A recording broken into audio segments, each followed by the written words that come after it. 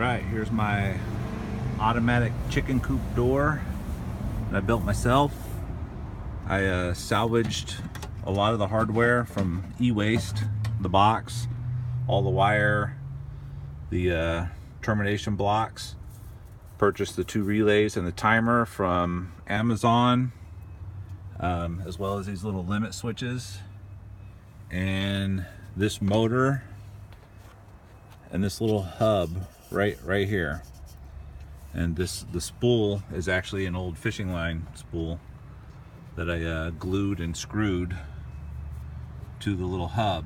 Unfortunately, my motor, which is a 30 RPM 12 volt gear motor, a little too high a ratio, so what happens is the door wants to go down on itself because the gear ratio is not holding the door back. But see, it goes a little fast on the way down, but coming back up, let's see, here we go, hits the limit switch and it wants to bounce because it keeps going back down because the gear ratio is not enough. So I'll have to replace that motor.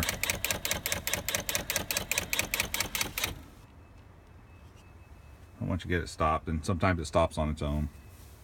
So I'll be putting a lower ratio. I'm going to get a 10 RPM. They're only about $14 on Amazon. So I'll get another little gear motor and I'll have to wire that in. All said and done, the battery, I got it Radio Shack, which is going out of business, so it was like $22 or something like that. Although I see that exact same battery on Amazon for right about the same price, even though the Radio Shack one was 40% off. A little expensive, maybe that's why they're going out of business. Let's see. So how this works, obviously we got our 12 volt power.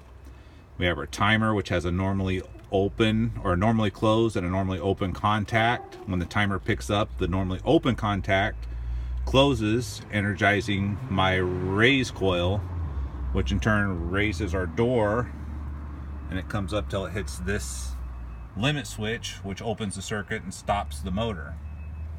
And then when the timer turns off, the normally closed contact picks up because the coil is de-energized, and then that in turn energizes the lower coil, which then lowers my door down until it hits the lower limit switch, which turns off the power, and then it repeats the cycle.